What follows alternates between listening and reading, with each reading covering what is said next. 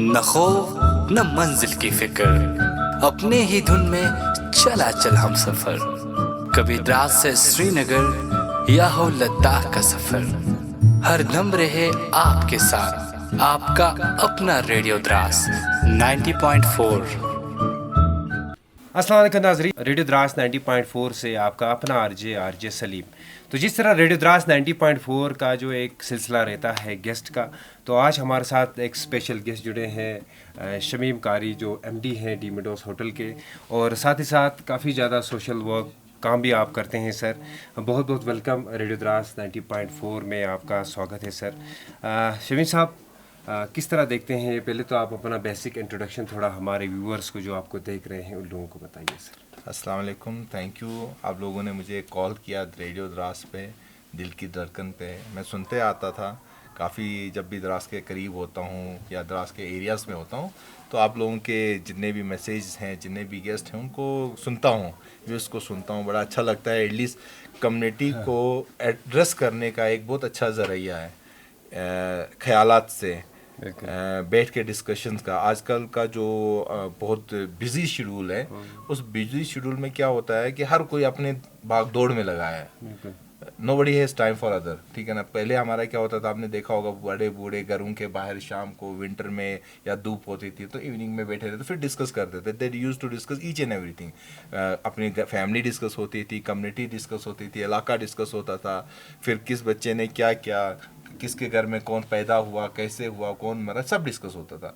But आज हर कोई अपने अपने कामों में इतना बिजी है कि उनके पास टाइम ही नहीं है। Everybody is running after his jobs, after his business, daily routine work, उन सब के पीछे दौड़ रहे हैं। बिल्कुल। तो इसके बीच में एक उम्मीद की किरण बन के आपका स्टेशन आया, जिसने ये एक कुछ लोगों को पकड़ के बिठाया कि let's sit together and let's discuss what is happening in the society, ठीक है, और उनके ख्यालात। तो अब वो, क्योंकि जब आप कोई इशू एड्रेस करते हो तो हर कोई सुनता है, तो लाइकवाइज मैं भी सुनता हूँ, क्योंकि डिफरेंट आप लोगों के जैसे म्यूज़िकल के बारे में या कुछ शायरों को आपने बुलाया द्रास के, उनको मैंने सुना, कुछ फीमेल्स को सुना, कुछ प्रोफेसर टीचर्स को सुना, तो बड़ा अच्छा लगा कि ठीक है, व्यू पॉइंट है, एक ये है। तो द्रास इज़ ए कम्युनिटी, अपने आप में एक बहुत स्ट्रॉन्ग कम्युनिटी है, बट थोड़ी सी मॉडर्नाइजेशन और जो अपना बेसिक कम्युनिटी स्ट्रक्चर है ना, उसके बीच के एक चेंज में है अभी। तो ऑब्वियसली ऐसे ही मीडियम से, आप जैसे लोगों की हेल्प से और हम सब जॉइंटली मिल के इस कम्युनिटी को बाइंड अप कर सकते हैं, बिखर ना जाए, फैलते ना जाए, बाइंडिंग के साथ अपनी पहचान बना के आगे चलते रहें। तो उसकी तरफ जो आपने एक शुरुआत किया, उसके लिए मैं आप लोगों को थैंक्स भी बोलता हूँ, और आप लोगों को कॉन्ग्रेचुलेट भी करता हूँ कि आप लोगों ने एक बहुत अच्छा इनिशिएटिव ले लिया है, और इंडियन आर्मी का भी थैंक्स करता हूँ जिसने ये अपॉर्चुनिटी दी आप लोगों को। Thank you Shamim sir. Shamim sir की बात बताएं तो होटल डी मिडोस जो लद्दाख है, काफ़ी ज़्यादा 5 स्टार होटल है यहाँ की, और पूरे लद्दाख में अच्छा एक होटल माना जाता है। और साथ ही साथ स्पोर्ट्स डेवलपमेंट में या कल्चर में हम देखें तो काफ़ी ज़्यादा शमीम सर का काफ़ी एक रोल रह चुका है। शमीम सर, आप ये बताएं कि क्या पोटेंशियल है, अगर द्रास की बात करें तो ओवरऑल पोटेंशियल की बात करें, आपने कहा कि द्रास में पोटेंशियल है, तो ओवरऑल हम देखेंगे, या cultural potential, business potential, overall आप किस तरह देखते हैं द्रास को? देखिए, पोटेंशियल की बात करें तो हर जगह का एक मतलब बहुत पोटेंशियल अल्लाह ताला ने कोई जगह बनाई है, तो ऑब्वियसली उसमें अनगिनत ज़रायात रखे हैं, अनगिनत तरीके से रखे हैं। इट्स ओनली अबाउट कि आप उसको देखते कैसे और उसको यूटिलाइज कैसे कर सकते। और दूसरी बात है कि क्या आपको उस ज़राए को यूज़ करने का नॉलेज है कि नहीं। मैं द्रास के अंदर एग्रीकल्चर का एक्सट्रीमली हाईली पोटेंशियल पॉइंट मानता हूँ। एग्रीकल्चर में बहुत ज़्यादा है, आपका शीप हस्बेंड्री में बहुत ज़्यादा है, आपका टूरिज़म में बहुत ज़्यादा है, आपका रेस्टोरेंट बिजनेसेस में बहुत ज़्यादा है, आपका फूड प्रोसेसिंग में काफ़ी ज़्यादा है, आप यहाँ पे मिनरल्स एंड माइनिंग का आप देख सकते हो फिर आप स्मॉल स्केल इंडस्ट्रियल लेवल पे भी देख सकते हो, क्योंकि आप एक द्रास एक ऐसी जगह पे है जहाँ से श्रीनगर बहुत क्लोज है, जहाँ से कारगिल बहुत क्लोज है, जहाँ अपना पोटेंशियल भी with in the town, with in the periphery, आप जो कुछ भी प्रोड्यूस करते हो, जो भी सर्विसेज आप देते हो, उसको यूटिलाइज कर सकते हो। उसके एडिशन में जो द्रास के लोग हैं वो एजुकेशन में भी बहुत अच्छे स्ट्रिक्ट हैं। ओनली थिंग इज कि उन पोटेंशियल्स को, उन चीज़ों को यूज़ किया है कि नहीं किया है, और उन पोटेंशियल्स को हमने पहचाना है कि नहीं। लाइकवाइज मैं आपको बोलता हूँ, हमारा द्रास ही था जहाँ एक टाइम पे हर घर में कम से कम 30 से 40 या 50 बेड होते थे। बिल्कुल। द्रास के ऊपर द्रास की बात करूं या बेम्बट से नीचे, मतलब जितना एरिया में, मुझे लगता है अराउंड 3000 फैमिलीज हैं यहाँ पे। मैं लोग नहीं बोल रहा हूँ, फैमिलीज, घर, हाउस होल्ड से 3000 का। तो 10 साल या 15 साल बैक तो यहाँ पे 2000 रहे होंगे, 10,000 बढ़ गए होंगे, बिल्कुल 2000। तो 2000 इंटू 50 कर लीजिए, उतने बेड यहाँ सर्वाइव करते थे। तो शीप हस्बेंड्री सर्वाइव करती थी, कोई बाहर से घास नहीं आता था, कोई बाहर से लेबर नहीं आता था। मींस इतना बड़ा शीप हस्बेंड्री का मतलब सिस्टम चल रहा था, और सारी घास आपके पहाड़ों से मिल रही थी, सारी घास और लेबर आपके लोग कर रहे थे, कोई बाहर का लेबर। बट वो आज कहाँ गया? वो सारा का सारा खो गया हुआ है। बिल्कुल। ठीक है, और ऐसा नहीं है कि वो आज यूटिलाइज नहीं हो रहा है, हो रहा है। आप देख लो, बकरवान जो उधर से आते हैं वो अपने भेड़ बकरियों को लेके आते हैं, उनके आज भी ग्रुप 200, 300, 500, 1000 के ग्रुप आते हैं, तो वो चरवा के फिर उसके बाद लेके चले जाते हैं। अब वो तो, बट यहीं शीप हस्बेंड्री का जितना हमारा कल्चर था पहले, जितना हमारे कल्चर के अंदर वो एनिमल हस्बेंड्री और शीप हस्बेंड्री इन्वॉल्व थी, वो ज़ीरो हो चुकी है। तो हमने वो पोटेंशियल खो दिया हुआ है। तो मैं यही बोलूँगा, अगर उसको हम रिवाइव कर पाए एक प्रॉपर कॉर्पोरेट सिस्टम में, एक सिस्टम के अंदर रिवाइव कर पाए, तो ये अपने आप में इतना बड़ा इंडस्ट्री है कि द्रास के अंदर जितना बेरोज़गारी का अभी में हम देख रहे हैं कि भाई लड़के घूम रहे हैं, किसी को नहीं, कोई लेबर का काम कर रहा है, उनका सारी किस्मत ही बदल जाएगी। ठीक है, तो हाँ, अगर वो शीप हस्बेंड्री में सिर्फ काम करेंगे। अब आप डेयरी में चले जाओ, हर घर में आपको पता है उस टाइम पे कम से कम 2-2, 3-3 गायें होती हैं। कर लो आज के 3000 इंटू 3 गायें, तो आपके पास 9000 गायें होती है। 9000 गायों का एक, जैसे अमूल का, आप अमूल के बारे में सुना हुआ, Amul is not a company, ये कॉर्पोरेशन है। ये कॉर्पोरेशन है जिसमें लोगों ने, किसानों ने मिल के सारे, हर कोई अपने अपने घर से ला के देता, बट वो एक प्रॉपर कॉर्पोरेट सिस्टम में है।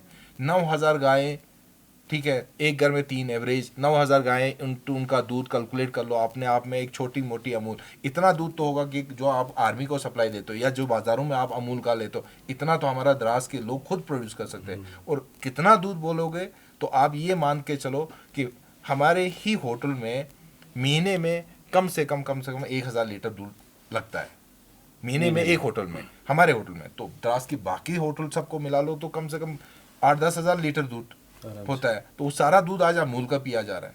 तो वो 10,000 लीटर दूध आप अपना भी ले सकते हो ना, अपने गाँव का भी ले सकते हो। You start the concept. आप हर गाँव को कहो भाई आप 3-3 गायें रखो, दूध मैं भी खरीदूंगा, और उसी को पैक करके आप, छोटा सा पैकिंग का यूनिट आता है, इंडस्ट्रीज है, इंडस्ट्रियल वाला आपको यूनिट बनाने के लिए दे देंगे। सर, इसी में एक सवाल ये है कि गवर्नमेंट स्कीम्स से हमने बात करें तो गवर्नमेंट स्कीम्स का भी यहाँ पे काफ़ी एक रोल रहता है इसमें। एक जैसे आपने कहा कि डेयरी का या इंडस्ट्रीज़ का, तो इससे गवर्नमेंट स्कीम्स का क्या यूज़ इसमें ले सकते हैं? मैं वही कंटिन्यू ही कर रहा था आपको कि गवर्नमेंट की स्कीम कभी भी क्या होता है, गवर्नमेंट की स्कीम के बेस पे आप नहीं चलते हो, आपके बेस पे गवर्नमेंट स्कीम चलती है।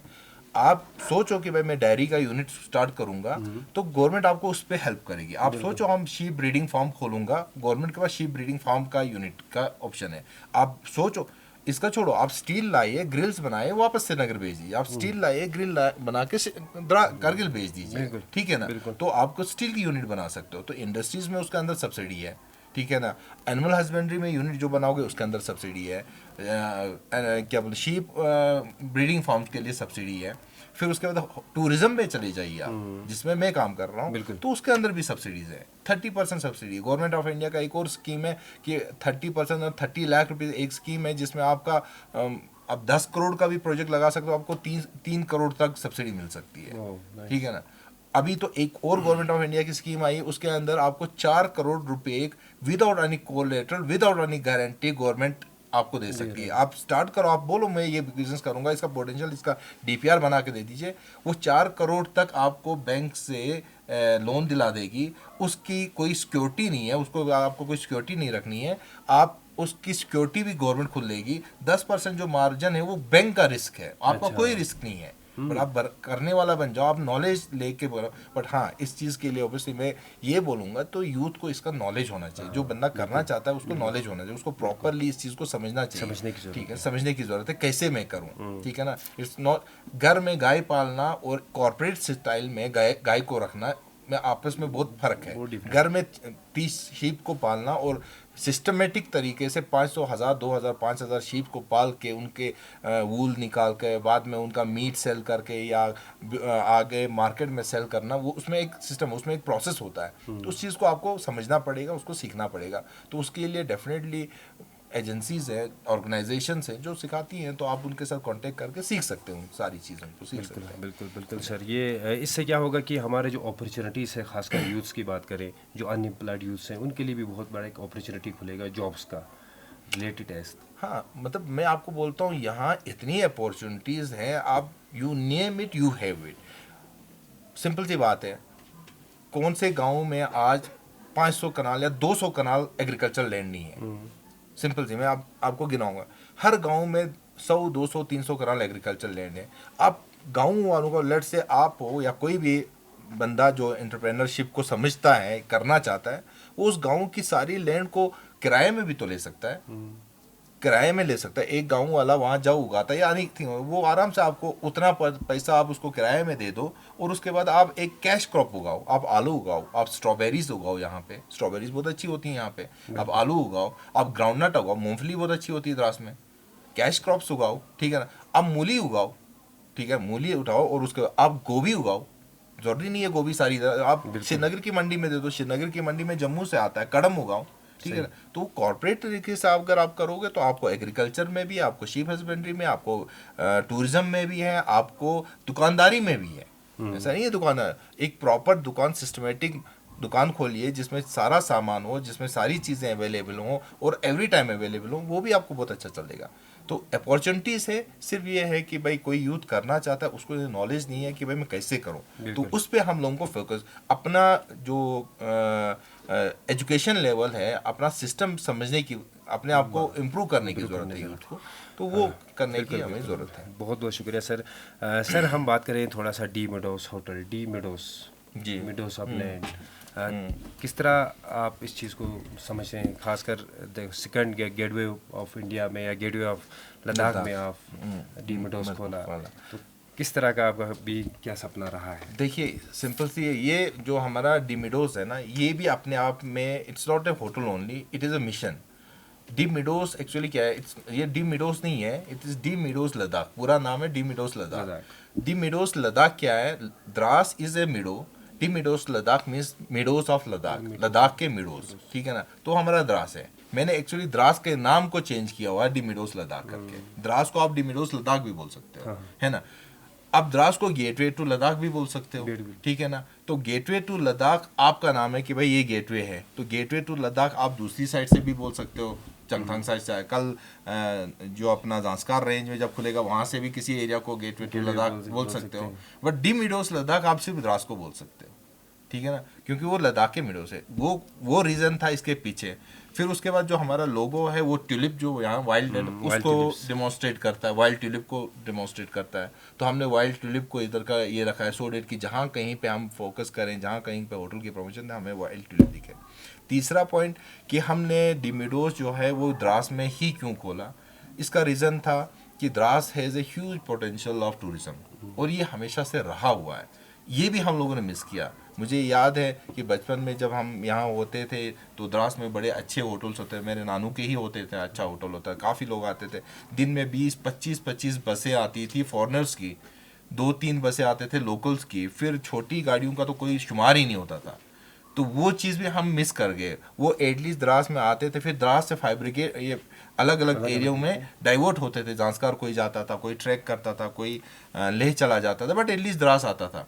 तो वो पोटेंशियल को हम लोगों ने लूज़ किया, हम भूल गए हैं उस चीज़ को। तो डी मेडोस को खोलने का कॉन्सेप्ट और उस हाई लेवल पे खोलने का कॉन्सेप्ट यही था कि मैं द्रास के यूथ को या एंटरप्रेनर को ये यकीन दिलाना चाहता था कि भाई अगर मैं इतना बड़ा होटल यहाँ चला सकता हूँ तो आप इससे नीचे वाला सारी कैटेगरी चला सकते हैं। हमारा जो होटल है वो 4 स्टार रेटेड है, ठीक है, आपके OTS ऑनलाइन OTS में सब में 4 स्टार रेटेड है।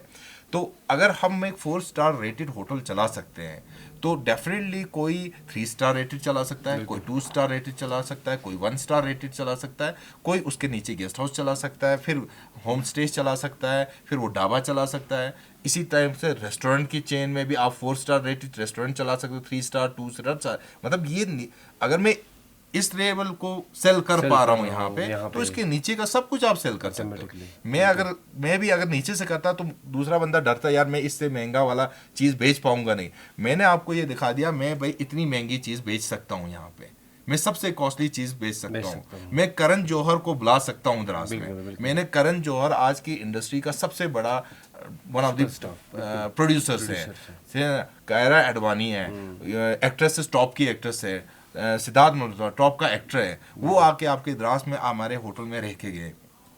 पूरी उनकी प्रोडक्शन हाउस जो है वो आके रह के गई। मींस वो रह सकता है तो उसके नीचे के जितने स्टार्स हैं उनकी कैटेगरी के हिसाब से अगर आप होटल बना लो तो सारा कुछ सारा हो सकता है। ठीक है ना, तो इसीलिए उसका मिशन था कि भाई हम थोड़ा टॉप लेवल पे स्टार्ट करें ताकि लोगों को यकीन में कि भाई इसके नीचे सब होगा।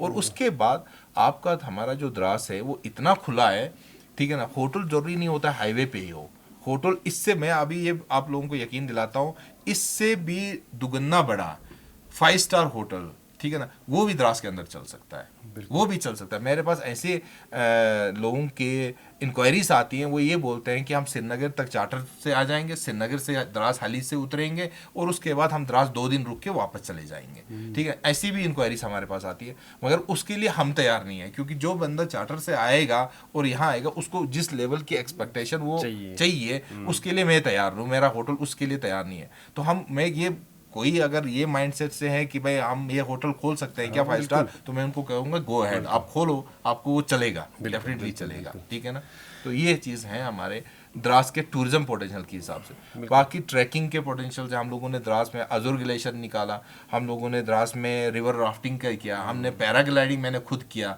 ठीक है, पैराग्लाइडिंग अगर ये द्रास का पैराग्लाइडिंग साइट एक्टिवेट हो जाता है तो ये इंडिया का हाईएस्ट पैराग्लाइडिंग और शायद वर्ल्ड का भी हाईएस्ट पैराग्लाइडिंग साइट बन जाएगी पैराग्लाइडिंग की, और अच्छी खासी पैराग्लाइडिंग होती है यहाँ पे। राफ्टिंग के लिए है ही है आपका एरिया। ठीक है, तो पोटेंशियल एक्सट्रीम है। ओनली थिंग इज कि यूथ को डाइवर्ट करना है उसकी तरफ, उनको मोटिवेट करना है, ज़रूरत है बस उस चीज़। बहुत बहुत शुक्रिया सर, काफ़ी लोगों का जो यही सवाल था।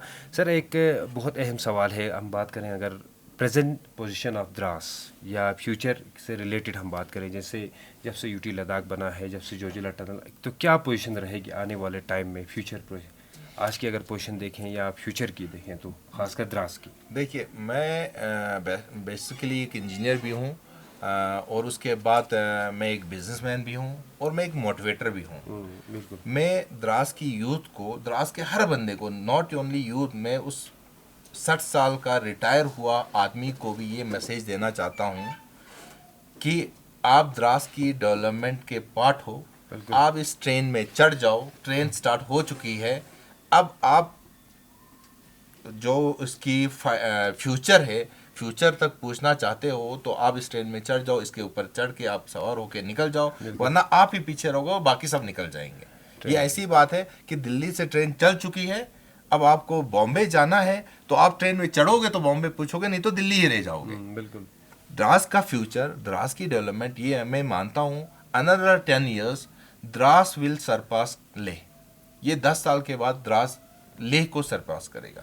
रीजन बिहाइंड, इसके पीछे रीजंस हैं। द्रास के नज़दीक में रिवर है, द्रास के नज़दीक क्लाइंबिंग के लिए माउंटेन्स हैं, द्रास के पास्चर लैंड्स हैं, द्रास में एग्रीकल्चर के लिए पोटेंशियल है, द्रास में श्रीनगर के नज़दीक होने की वजह से इंडस्ट्रीज़ का पोटेंशियल है। ठीक है ना, 70-80 हम द्रास से 100 श्रीनगर मेन टाउन से 120 किलोमीटर रहते हैं। आप दिल्ली में जाए, दिल्ली में मेन दिल्ली सीपी से आपका जितने भी इंडस्ट्रियल एरिया वो कम से कम 100 किलोमीटर के डिस्टेंस में है। ठीक है, तो मतलब जितनी देर में इंडस्ट्रियल एरिया होता है उतनी देर में है। और आने वाले टाइम में जो ही टनल बनेगा आप ज़्यादा 3-3.5 घंटे के डिस्टेंस पे हो, तो आपका समर हो या विंटर हो, आप जो भी प्रोडक्शन कर रहे हो, जो भी काम कर रहे हो, उसमें आप सरपास कर सकते हो।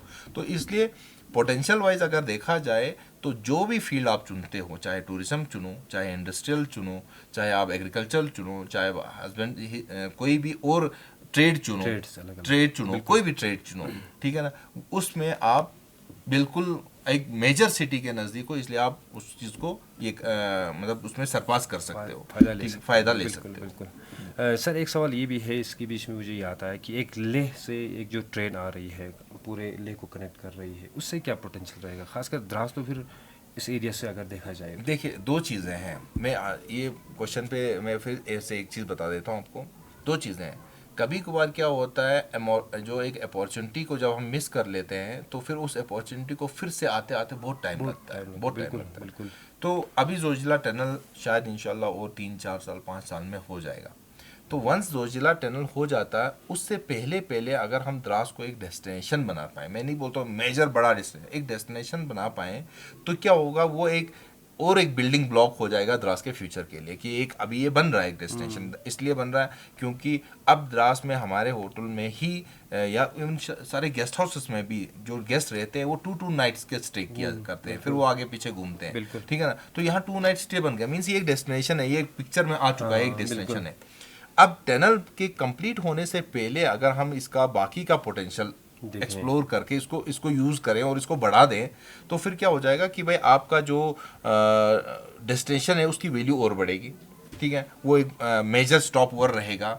मतलब ये ऐसा हो जाएगा जैसे श्रीनगर से लोग गुलमर्ग जाते हैं, पहलगाम जाते हैं, श्रीनगर से द्रास भी आके लोग जाएंगे। ये टूरिज्म की पोटेंशियल बोल रहा हूँ। श्रीनगर से कोई बंदा ऑर्डर करेगा, भाई ईद के टाइम में भाई द्रास से आप बेड लेके आ जाओ, ठीक है ना, वरना लोग जाते हैं पहलगाम से ले आते हैं, है ना। मतलब जो मेन ट्रेडर पहलगाम से लाके श्रीनगर मेन टाउन में रखते हैं ईदगाह में, बट आता पहलगाम की पहाड़ियों से या पुंछ राजौरी की पहाड़ियों से आते हैं। तो मेन जो बड़ा ट्रेडर वो आएगा, जाओ भाई द्रास की पहाड़ियों से लेके आ जाओ, ठीक है। और आज होता है, बट वो चक्कर है कि द्रास के लोग इन्वॉल्व नहीं है। गुजर बकरवाल होते हैं ना, इस बार ईद में हुआ ना, यही गुजर बकरवालों ने हजारों करोड़ों रुपए के बेड जो है हमें भी बेचे और कश्मीर वालों को भी बेचे, ठीक है ना। इसी तरह से ये चीजें जोजिला टनल के खुलने से पहले अगर हम द्रास को एक पोटेंशियल डेस्टिनेशन बनाए तो ये एक बिल्डिंग ब्लॉक होगा।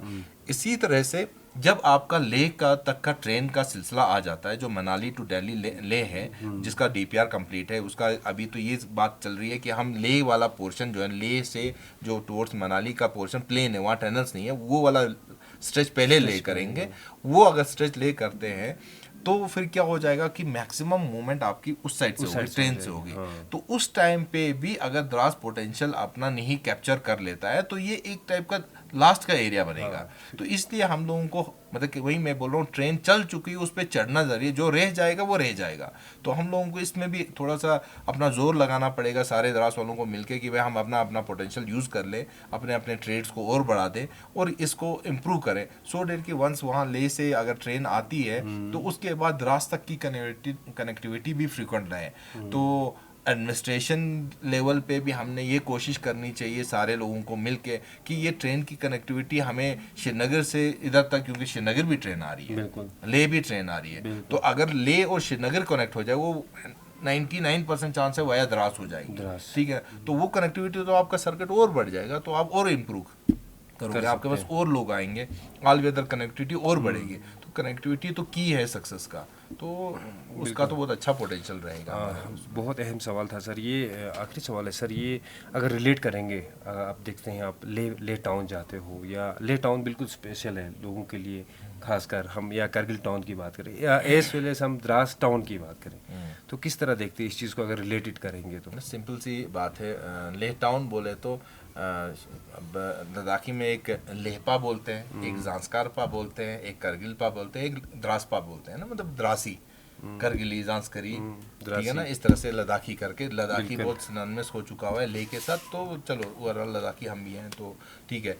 तो द्रास का टाउन की रिलेशन में बोलूँ तो द्रास के पास वो पोटेंशियल है, द्रास के पास वो जगह है, वो स्पेस है कि वो लेह से खूबसूरत हो सकता है, ठीक है ना। लेह अपने आप में हर जगह अल्लाह ताला ने जो भी जगह बनाई बहुत खूबसूरत बनाई हुई है। लेह का अपना एक चार्म है, श्रीनगर का अपना एक चार्म है, द्रास का अपना एक बहुत बड़ा चार्म, मगर द्रास खुला है। इसका ईस्ट टू वेस्ट जो स्पेन है, इधर डे लाइट का, मतलब सनराइज से सनसेट का टाइमिंग भी ज़्यादा है, लोग ज़्यादा देर बाहर बैठ सकते हैं, ठीक है ना। ये शायद कुछ बातें हैं जो कॉमनली नोटिस नहीं किया जाता है कि भाई आप इवनिंग मतलब विंटर्स में भी काफ़ी देर तक बाहर हो सकते हो, है ना।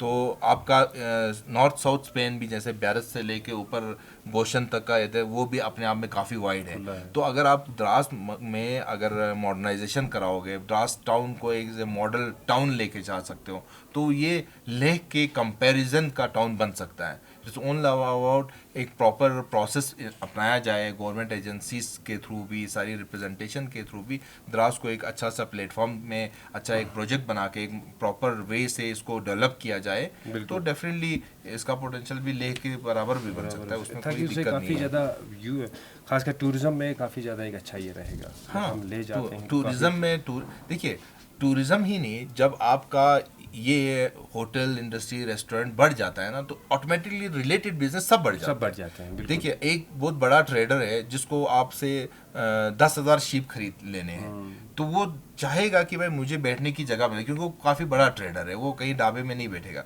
तो यहाँ अच्छे अच्छे होटल्स खुलेंगे तो उनको भी पता है यार मैं जाके द्रास में करूँगा। फिर वो जब इधर आ जाएगा, वो देखेगा भाई खूबसूरत जगह है, तो वो री इन्वेस्टमेंट्स करने की सोचेगा, फिर वो इंडस्ट्री खोलने की जगह से वो एनिमल हस्बेंड्री में काम करने की सोचेगा, ठीक है ना। तो वो कहीं ना कहीं आप लोगों को थ्रू ही करेगा। तो यूटी लद्दाख के बनने के बाद मेरा ये है कि ओवरऑल थोड़ा सा फोकस बढ़ गया हुआ है, ठीक है ना, वो फोकस बढ़ गया हुआ है, तो उसका फ़ायदा उठा लेना चाहिए हम लोगों को। यहाँ आखिरी एक सवाल है सर, उसके बाद आपका मैसेज क्या रहेगा हम यहीं पूछेंगे। सर ये बटुकोलिया गुरेज बांडीपुरा रोड जो है मुश्कू ये द्रास से कनेक्ट हो रहा है, और आखिरी क्या मैसेज रहेगा हमारे व्यूवर्स को आपकी तरफ से? जो हमारा बोटकुलन से मुश्कू से होते हुए जो रोड आगे तक जा रही है गुरेज तक, ये एक अहम रोड है, ये हमारा कल्चरल मीट है, ये हमारा कल्चरल मीट है। हमारा एक रोड जो दाहनु से होते हुए लेह तक जाती है, वो भी हमारा एक कल्चरल पाथ ही है। वो एक आपको एक टाइमलाइन सिखाता है, आप एक मतलब एक टाइप का आप अपने क्या बोलते हैं बैक में जाके आप देख सकते हो और फ्यूचर में आते आते देख सकते हो। मतलब आप ले स्टार्ट करो, आप क्या दाहनु से गुजरो तो वहाँ पे भी वहीं शीना लोग हैं, फिर उसका द्रास में आ जाओ वहीं शीना लोग हैं, फिर आप गुरेज जाओ वहीं शीना लोग हैं। 3 डिफरेंट अलग दर्रों के बीच में वो लोग बैठे हैं, फिर हम द्रास फिर गुरेज वाले, कि वहीं शीना ट्राइब अलग अलग जगहों पे रहता है। तो कैसे उन लोगों ने अपने एनवायरनमेंट के साथ चेंज ला के अपने कल्चर को भी बचा के रखा हुआ है। तो ये अब वो जो 3 लोग अलग अलग दरों में थे वो वापस से एक हो रहे हैं, वो वापस से एक हो रहे हैं। तो ये एक बहुत अच्छा इनिशिएटिव है इंडियन आर्मी का, जो मैं उनको भी शुक्रिया अदा करता हूँ। इवन हम LG लद्दाख का भी शुक्रिया अदा करते हैं कि उनके ऑफिस से भी एक डायरेक्शन आया था पिछले दिनों कि भाई आप मुश्कू वैली तक लास्ट तक रोड्स ओपन कर लीजिए, जिसी के अंदर ही शायद मेरे हिसाब से जो अभी रिसेंटली आपके कुछ गुरेज से गेस्ट आए हैं हमारे, जो वहाँ साहबा खातून से कुछ सॉइल वगैरह लेके मिट्टी लेके वार मेमोरियल में ट्रिब्यूट के लिए पे कर लिया। तो ये एक जरिया हो गया कि भाई इससे हम लोगों का एक कल्चरल मीट हो गया, और कल्चर को बचा के रखना बहुत इंपॉर्टेंट है।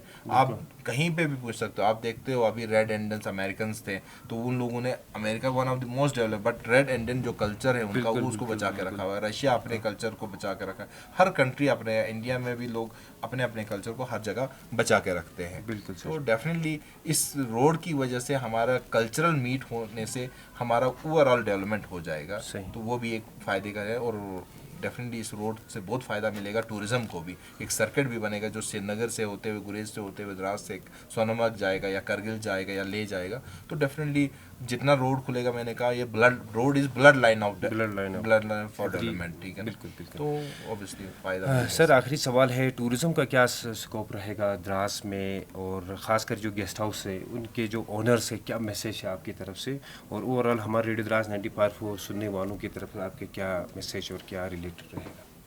आप बिलीव करेंगे Airbnb करके एक OTA प्लेटफॉर्म है, ठीक है, वो वर्ल्ड का मोस्ट सक्सेसफुल प्लेटफॉर्म है। वर्ल्ड का नंबर 1 प्लेटफॉर्म booking.com है, जो सबसे ज़्यादा बिजनेस OTAs में ऑनलाइन ट्रैवल एजेंसीज बोलते हैं वो देता है। सेकंड नंबर पे Airbnb है। Airbnb का कॉन्सेप्ट ही सारा गेस्ट हाउसेस है। एक बंदा गेस्ट हाउस बनाए और वो उसको प्लेस करे, बंदा आए गेस्ट हाउस में बैठे और चला जाए। ओनली थिंग जो ग्रास के गेस्ट हाउस लेक करते हैं वो क्या करते हैं, प्रोफेशनलिज्म लेक करते हैं। सिर्फ वो प्रोफेशनलिज्म किस बात पे लेकर करते हैं, आपके पास जो गेस्ट आता है, गेस्ट हाउस मतलब हो गया गेस्ट है, होटल जो है वो गेस्ट हाउस नहीं है। आपके पास उसका नाम गेस्ट इसीलिए पड़ा है क्योंकि आपके पास जो भी आता है वो एक गेस्ट है। तो आप सोचो आपके घर में एक गेस्ट आया तो आप उस मेहमान की कैसे खातिरदारी करना है हमें। हमारे पास क्या होता है कि गेस्ट हाउस में आता है तो सोचते हैं लो बजट है, ये क्या करेगा, ठीक है, इसको इतना ही दे दो, इसको गर्म पानी बकेट में दे दो, इसको फिलाने।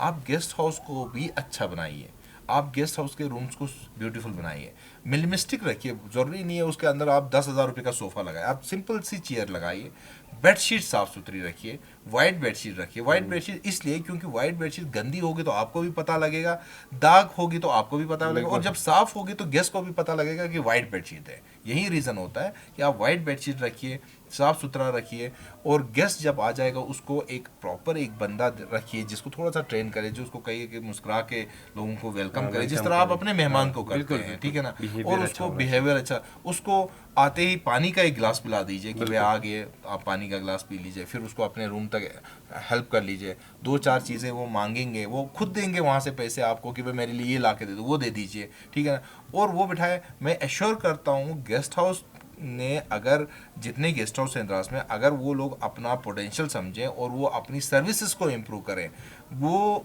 होटल से ज़्यादा कमा लेंगे। बिल्कुल। होटल क्यों? क्योंकि अभी द्रास एक मेजर डेस्टिनेशन नहीं बना हुआ है, यहाँ मूवमेंट है, लोगों का काफ़ी ज़्यादा मूवमेंट है। तो वो मूवमेंट के लोग जो हैं वो जस्ट नाइट स्टे सोच के आ रहे हैं। तो वो नाइट स्टे में भी एवरेज में अगर आपके पास 4 रूम्स हैं, एवरेज में आप 500 भी लेते हो, तो आप सोचो ना 4 रूम से आप कितना कमा रहे हो एक रूम से, ठीक है। और मिनिमलिस्टिक तरीके से, आपका मेंटेनेंस कम है, आपका स्टाफ कम है, आपको ज़्यादा सामान नहीं रखना। गेस्ट हाउस के अंदर आप ये बोल सकते हो सर हम खाना नहीं बनाना, हम किसी होटल से आपको ला के दे देंगे। अब आपका 0 एक्सपेंडिचर है, एक लड़का रखा है, वहीं गेस्ट हाउस भी संभाला है, वहीं लड़का जाके बाजार में जाके 100 रुपये का खाना लाता है और 120 रुपये में उसको देता है। तो वहाँ से 0 कॉस्ट में आपको 20 रुपये मिल रहा है, 500 रुपये रूम से मिल रहा है। तो आप सोचिए आपके पास 0। कोई बंदा जब होटल खोलता है तो उसके पास रेस्टोरेंट के स्टाफ का या होटल का जो किचन चलाना है उसका स्टाफ का खर्चा है, बट आपके पास तो 0 खर्चा है।